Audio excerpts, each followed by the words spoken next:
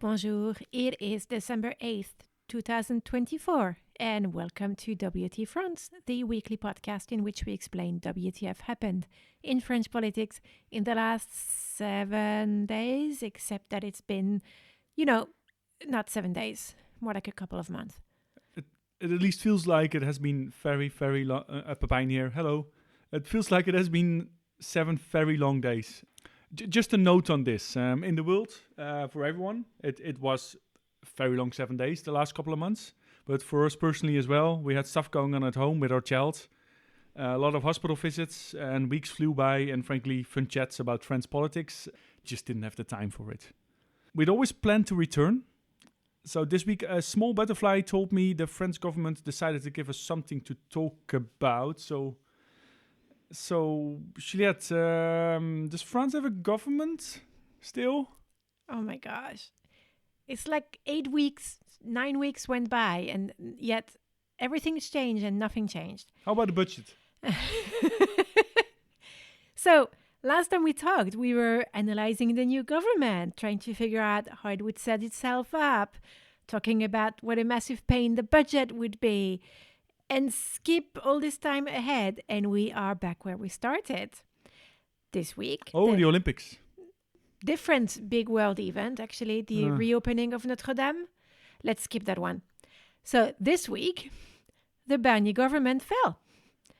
It was censored in the National Assembly. This is actually only the second time in history a French government is censored. The French National Assembly votes over 2 big budget laws. There's the overall state budget, and there's the social security budget. And this is the one that just landed them a censorship. For the listeners at home and also me, what do you mean when they get censored? What does it mean in a French context, getting censored? So the French constitution gives you a couple of ways to topple a government. Oh, yeah. They are 2 articles in the constitution, 49.2 and 49.3. 49.3 is actually when the government itself puts it forward, says there's a law that's so important and we're struggling to get support, but it's so important that we engage in the responsibility of the government on it. And so if you reject this law, you are, toppling the government, which is a big deal. And so it puts an extra gravity on it. And so a government also wouldn't put it forward if they don't think they can hold it. So that's the first way. And the second way, 49.2, is when the National Assembly itself, a political group, puts forward a censorship motion. And they need to get an absolute majority on it, not just the deputies present, but all the deputies elected must have a majority to topple it. And that's what just happened. It's really rare. So it's like a massive vote of no confidence. Yeah. So I think you were wrong. Because in history class, they told me the French people have a third way to topple a government. Yeah. It involves more than toppling, actually. Things roll around. Things rolling. Anyway, how many times does this has this happened? I don't mean the one with the toppling. I mean the one with it. Anyway, the 2 articles, the constitutional way of doing it. The Fifth Republic has had this happen exactly once before. And that was way, way, way back because Charles de Gaulle was president. So that's a long time ago. And his prime minister at the time was Georges Pompidou, and he was censored. And what de Gaulle did is that he immediately called for a snap election and dissolved the National Assembly. And there were new elections, and the new National Assembly came in with the support for de Gaulle, and Pompidou became prime minister again. So Pompidou is such a good name. Centre de Pompidou. Is Macron going to do that then? Can he just dissolve the National Assembly in isopropyl or something? It sounds really weird in English, but that is what it's called in French, dissolution. And no, he can't do that. Probably sodium chloride. He just did it. He did it in June. That's what landed us in all this trouble. And the French constitution says that the National Assembly has to be seated at least 12 months before it can be dissolved again. How come? I bet there is a better reason than lack of chemicals to dissolve people in. Why is that in the constitution? Because right now it seems like it's blocking things. It does seem like it right now, but Actually, this is the first time that we have a blockage like this. Like most of the time, it works. And the reason it's there, it's a limit to the power of the president, because the French president has a lot of power. If he could call a snap... Got a message. Bing! I'll turn off my phone. It's so... anyway, let's continue. The French president has a lot of power. And so if he could call a snap election anytime he's unhappy with the National Assembly, it would create a very disproportionate balance of power, because he could just fire the National Assembly anytime they do something he doesn't like. So forcing the president to wait at least 12 months to call a snap election means that there is power in the National Assembly to say no to him. Okay, that actually makes a lot of sense. It's a balancing, it's a democratic balancing. Yeah. Is this what happened here? Did the National Assembly unified in saying, Macron, you can't do that, bad man? Sort of. I'm wary of saying the National Assembly unified or was united in any kind of way. United this is the least united National Assembly I have ever seen. We're in a very weird place. This happened because of very unlikely bedfellows. The extreme right and the left voted together. It was a weird alliance. A rainbow alliance. When Barnier was named, I did say, I don't know that this can last. And it lasted for a while, actually. It did a few weeks, and we had time to have an entire crisis at home to manage. But yeah, eventually it came to a place where it wasn't stable. He had a minority government, and he didn't really try to get support from a broad group of people. He basically didn't talk to the left at all. He was talking to the extreme right, but the extreme right all along was pretty clear that they were talking to you, but we also don't think you should be there. So for instance, when the budget for the Social Security was being discussed, he kept going to the extreme right, specifically to Marine Le Pen, to give them new concessions, to try to make sure they would get his support. If I give you this, if you give you that, will you censor us over it? And for instance, one of the things he gave them, quote unquote, was on the topic of what is called the aide médicale d'État. And that is a system of medical aid for foreigners, especially undocumented foreigners. And the idea is that it's this very small amount of money that you're entitled to have access to very basic medical aid. And because it's targeted at unregistered foreigners, the extreme right doesn't like it at all. And so he massively restricted that budget. He gave them other things that was very populist measures that would give them massive advantage. Like she said, you can't raise a tax on electricity, which was planned because France doesn't have a lot of money right now. And it's such a massively populist measure that she can score this really, really big point. So he kept giving them everything they asked for, and then they censored him anyway. Wow. I wonder if they'd actually try to talk to the left, like the center left, like the Socialist Party. Maybe he could have found a different support. Maybe they wouldn't have voted to censor him and he could have made it. I don't know. It's just a bit weird that he didn't even try. What is the solution to the current deadlock then? You can't have a new election. The National Assembly can't agree. Is there a third option? Not really. And so that's why we have all of these problems. We don't have a prime minister. That's a problem. We don't have a government. That's a problem. But really what I'm the most worried about is that we don't have a budget for 2025. And the budget has to be voted before December 31st. Otherwise, you quickly run into problems like how do you pay public servants? How do you keep the lights on? And so everyone is really obsessed with who the prime minister is, but I think everyone should really be obsessed with how is anyone going to pass a budget law? And the immediate solution is what would be an emergency budget law. What is an emergency budget law? So that's a law that would cover basically the first 45 days of 2025 until a proper political budget law can be passed. And so it would be a two-liner saying, we are continuing the budget from 2024.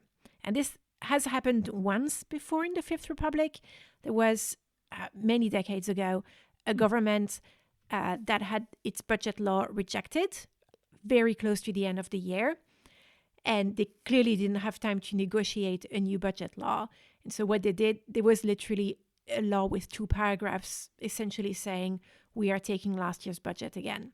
And that passed unanimously because everyone was like, yeah, we don't agree, but we need a budget.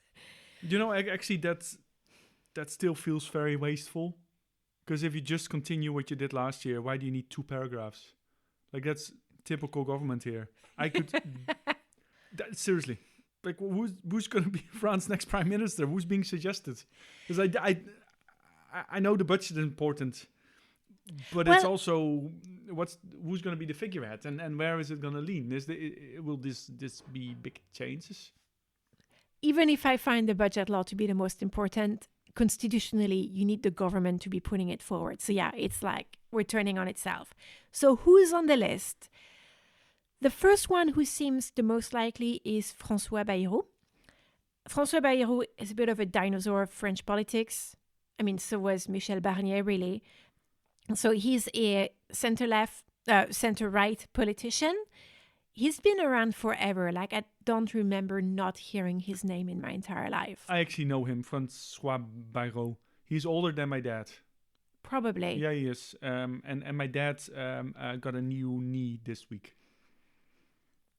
I mean... That's very ageist of you, Pepiner, to assume people who need new knees are all old. Fair point. Maybe this was just a fun anecdote. Maybe also my dad's old. Anyway, he's not universally hated, which is a really low bar. Barrier. It's a low bar that very low few bar, people can clear. So, like, good for him. He's definitely right-wing, like center-right, but definitely on the right still. But left of Barnier, it's sort of like, it's a spectrum. It's complicated. But so is it him? Is it him? He's the front runner. But there's at least 2 other names that are coming up. One of them is Sébastien Lecornu. He is the current minister for the armies, which I realize now that I read it, sounds weird, minister for the armies. The armies. It's defense minister, except sometimes we call it minister for the armies in France. Anyway. It's you have the left army, the right army, the middle army. It makes, I guess historically, it makes a lot more sense. We got an air force, a navy, and armée de terre, the army. The Earth army, it's the for the Earth moles. Army. It's for the moles. Anyway, they go underground. Sébastien Lecornu, he is a personal favorite of Brigitte Macron, Macron's wife.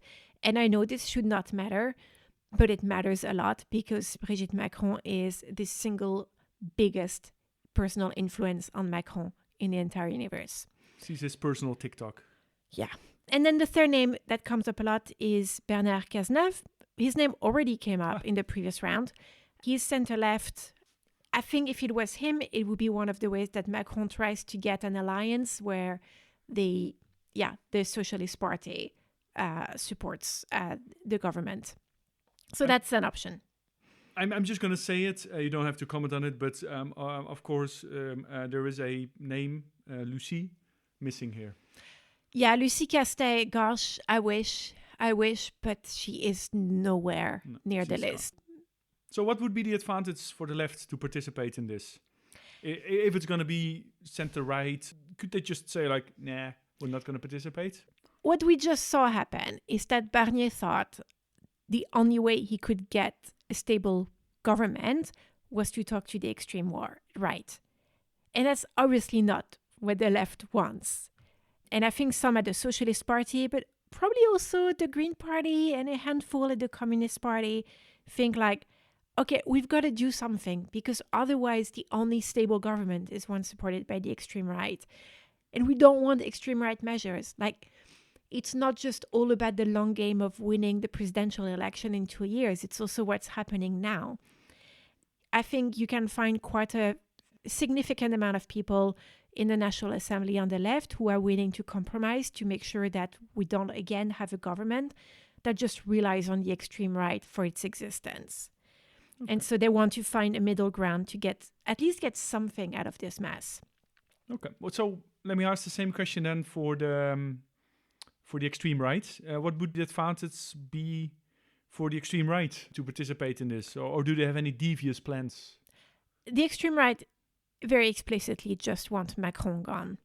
they've said it. They will censor every single government that Macron puts forward until he resigns, period.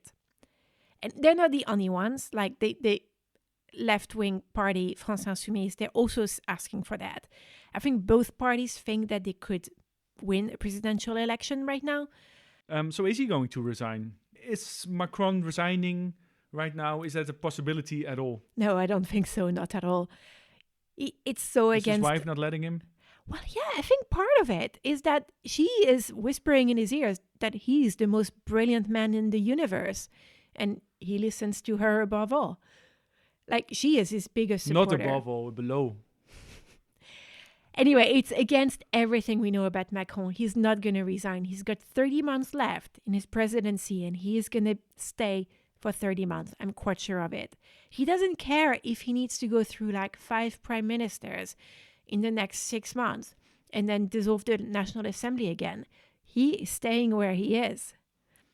So what does that extreme right think of this? Are they aware that he's not going to quit, or are they just hoping for the best? Are they crossing their fingers? Yeah, I think so. Marine Le Pen is desperately hoping that he will quit in the next few months because this is her last chance to run for president. What? She isn't that. Like, no, I'm not trying to be ageist again, but she isn't that old, right? She's not going to die.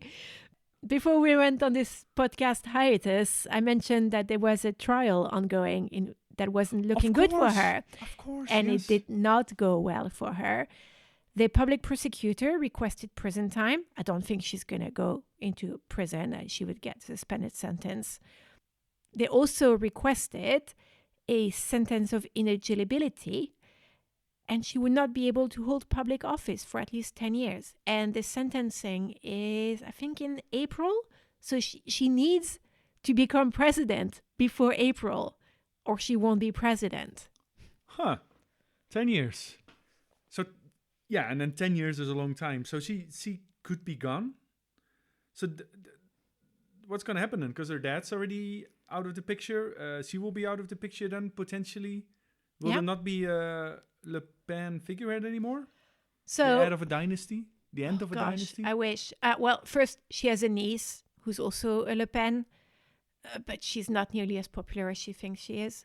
But she has a apparent successor in the Rassemblement National, and he would probably do well. But yeah, she wouldn't be able to run for election. That would massively change things. So who's the heir that you just mentioned? Is it a proper replacement pen? I don't think I've mentioned him in this podcast before, which is weird because he is quite a big deal. His name is Jordan Bardella. He is actually elected in the European Parliament.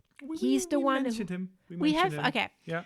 And he's the one who led the Rassemblement National to widely win the European elections in France back in June. He's young. He's like under 30 years old. That's really young for a national politician. Child. He's very, very popular. I don't understand what everyone sees in him. He thinks he's an awful person, but he is very, very popular. And he would stand a very good chance to win a presidential election. So we're not. There is a replacement pen. There is. It's just not his last name, but everything else about him, it feels like a Le Pen. Yeah. So, what's next? Do you think France will have a prime minister at least next week? I think so, actually. I don't think Macron will take his time this time. He understands the urgency of the situation. It's clear to everyone that this is urgent because we need a budget law. It's 2 paragraphs. How hard can it be? I think what might happen is that the National Assembly, also because they probably want Christmas and New Year holiday, they might just accept to pass that very simple, like 2 lines law. We continue last year's budget for, 2 months. But that's not a good long-term solution. And we've mentioned quite a lot in this podcast, like France, the financial situation is not good right now. There's going to be a lot of accounts to give to the European Union because we are completely missing all of the Stability Pact targets.